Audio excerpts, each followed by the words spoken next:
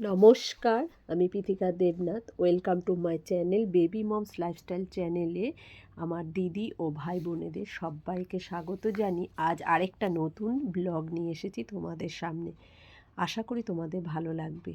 আমরা এবছর আমার ঘরে সরস্বতী পুজো করব, তার জন্য আগের দিন থেকেই ঘর পরিষ্কারের কাজ চলছে। এই প্রথম সরস্বতী পুজো করব আমরা আমাদের ঘরে, তাই ডাইনিং রুম, বেড কভার এবং সোফা সমস্ত কিছুই চেঞ্জ করব এবং ঘর পরিষ্কার করছি।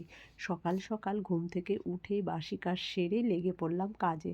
আজ যেহেতু স্যাটারডে, বাবিনের স্কুল ছুটি, তাই বাবিন একটু ঘুমোচ্ছে আর আমি কাজগুলো সেরে ফেলছিলাম। এরপরেই আমার কিন্তু খুব ঠান্ডা লেগেছে, তার জন্য একটু সরস্বতী পুজোর ভিডিওটা দিতে একটু দেরি হয়ে গেছে। জ্বর কাশি হয়েছে, গলার ভলিউম একটু অন্যরকম লাগছে, তোমরা হয়তো বুঝতেও পারছো। তাই যদি তোমরা কিছু মনে না করে আমার ভিডিওটা একটু মন দিয়ে দেখো, আর স্কিপ না করে পুরো ভিডিওটা একটু দেখো। আরেকটা কথা, যদি আমার ভিডিওটা ভালো লাগে তাহলে প্লিজ একটা লাইক আর সাবস্ক্রাইব করতে ভুলবে না।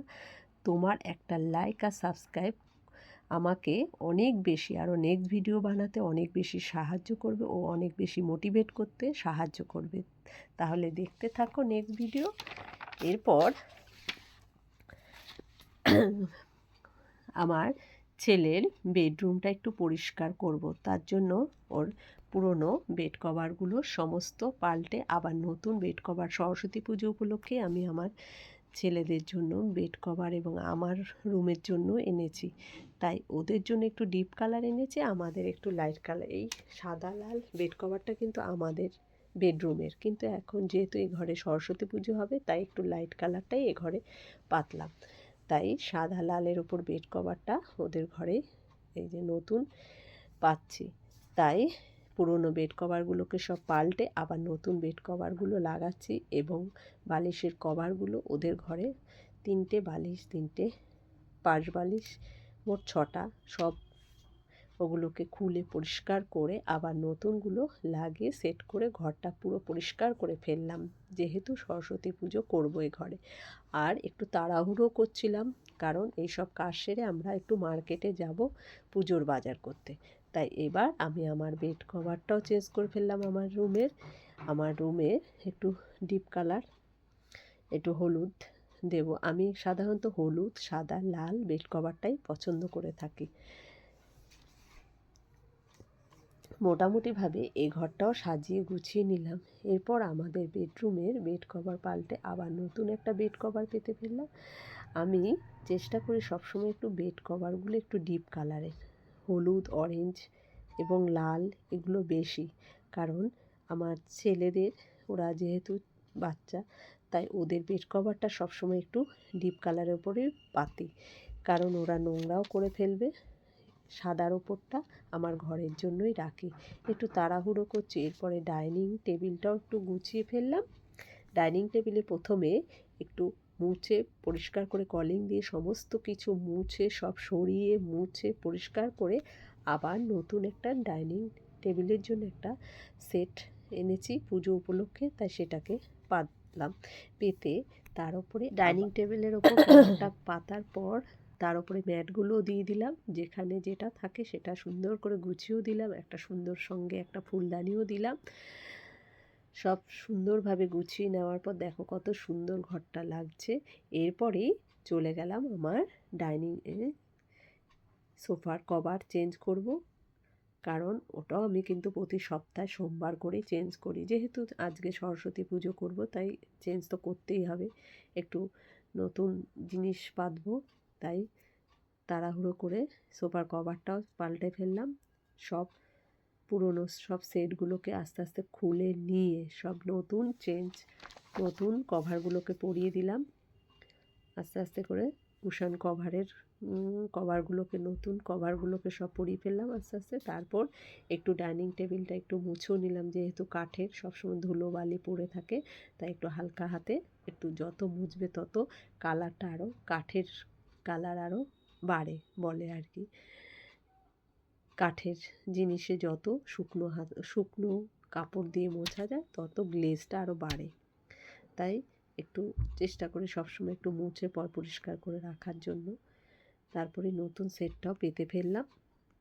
বাবিনটাও একটু বদমাশিও করছিল সঙ্গে সঙ্গে, যেহেতু ঘরে কেউ নেই, দাদা দিদি সব পড়তে গেছে, আমি একা আর বাবিন। ও স্কুল থেকে এসে আমার সঙ্গে একটু হাতে হাত লাগিয়ে কাজও করছে, বদমাশিও করছে। যাই হোক, সোফার কভারটা তাড়াতাড়ি করে পরিয়ে দিয়েই আমরা এবার বাজারের উদ্দেশ্যে বেরিয়ে পড়ব। ততক্ষণে ওরা তিন ভাই বোন চলেও আসবে পড়ে। কাজ সেরে একটু পুজোর বাজার করতে যাব। আমি, বুবুন, বাবিন আর গুড়িয়া, আমরা 4 জন মিলে কিন্তু বাজার করব। তোমাদের দাদা ভাইয়ের ডিউটি পড়েছে, তাই আমার সঙ্গে যেতে পারবে না, তাই আমরা চলে গেলাম বাজারে। প্রথমেই দশকর্মার দোকানে যাব, সেখান থেকে দশকর্মার যা লিস্ট আছে সেই লিস্ট অনুযায়ী সমস্ত কিছু নেওয়া হয়ে গেল। সব ফদ্দ ধরে সব গুছিয়েও নিলাম, পুজোর যা যা লাগবে দশকর্মার থেকে। তারপরই এখানে এসে দেখি এত প্রতিমা, কোনটা ছেড়ে কোনটা নেব বুঝতেই পারছি না। এত সুন্দর সুন্দর প্রতিমা দেখে তো বেশ ভালো লাগছে। তো যাই হোক, বুবুনের যেটা পছন্দ, ঠাকুরের ব্যাপারটা আমি ওর ওপরই ছেড়ে দিই। আমি আর নিজে কোনো ডিসিশান দিই না, কারণ পুজোর ব্যাপারটা ওর ওপরই। ও একটু ভালোবাসে, তাই ও পছন্দ করলে। এরপরে ঠাকুরের জন্য কিছু পিতলের জিনিস কিনবো বলে একটু মার্কেটে গেলাম, একটু হালকা পিতলের কিছু জিনিস নিলাম। একটু তেলের একটা প্রদীপ, তারপর কিছু ঠাকুরের কিছু ছোট থালা, এইসব জিনিস নেওয়ার পর পিতলের জিনিস নিয়েও নিলাম। সেদিন মার্কেটে প্রচুর ভিড়ও ছিল। আমি গুড়ি গেছি, আমার মা এলো আমার কাছে 2 দিনের জন্য। আসলে প্রতি বছর আমার দিদি সরস্বতী পুজো করে আমাদের বাড়িতে, খুব ধুমধাম করে পুজো করা হয়। কিন্তু এবছর যেহেতু ওর মেয়ে অর্থাৎ গুড়িয়া চলে এসেছে আমার কাছে, দিদি বলে যে ওর ছেলে মেয়ে দুজন আমার কাছে থাকে, তাই দিদি একা একা আর কি পুজো করবে, তাই আর এবছর আর পুজো করেনি। তাই আমি এবছর থেকে আমার ঘরে শুরু করলাম। এতদিন আমরা সবাই মিলে বাড়িতে চলে যেতাম সরস্বতী পুজোতে। মাকে ঘরে রেখে একটু মলেও গেলাম। মাকে, যেহেতু মা হাঁটতে পারবে না, তাই বাবিন, আমি আর গুড়িয়া 3 জনা মিলে একটু মলে গেলাম। ওখান থেকে একটু পুজোর কিছু কেনাকাটা করলাম। বাবিনের জন্য সরস্বতী পুজোর একটা জামা নিলাম, গুড়িয়ার জন্য, বুবুনের জন্য, সবার জন্য নিলাম। আর ঘরের কিছু টুকটাক জিনিস নিলাম, যেমন একটা পাপোশ পর্দা, কিছু পর্দা নিয়েছি,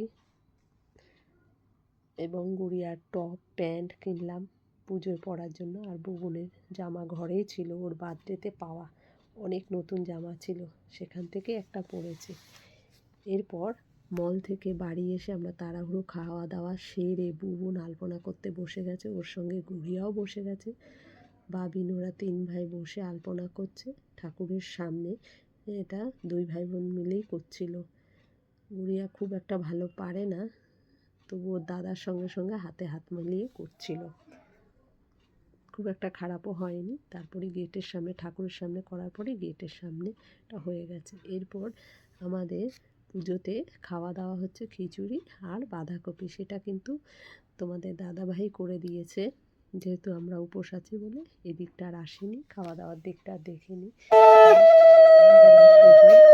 আমাদের পুজো হবে ঠিক 12টার মধ্যে। পুরোহিত চলে এসেছে। পুরোহিত হচ্ছে আমার বুবুনের ক্লাসমেট, ওকে দিয়ে আমরা পুজো করি, সুন্দর পুজো করি। চলে এসছে ঠিক টাইমে। পুজোর জোগাড় কিন্তু সব আমার বুবুনই করেছে, আর রান্নার দিকটা দেখেছে তোমাদের দাদা ভাই। এই যে সব আমার বাবিন পুজোতে পাঞ্জাবি পরেছে, বুবুনও পরেছে, বুবুন সাদা পাঞ্জাবি পরেছে, বাবিন পরেছে হলুদ, আর গুড়িয়া শাড়ি পরেছে, সাদা কালারের শাড়ি পরেছে। ওর দিদুনের পাশে সব বসে আছে, ঘরটা যেহেতু ছোট তাই সব খাটেই বসে অঞ্জলি দিয়েছে। এবার একটু ফটোশ্যুটও হলো। তারপর আজকে যেহেতু সরস্বতী পুজো, একটু পিঠে তো করতেই হবে, তাই একটু লোহার কড়াইয়ে একটু সরা পিঠে করে নিলাম। আমি নিজে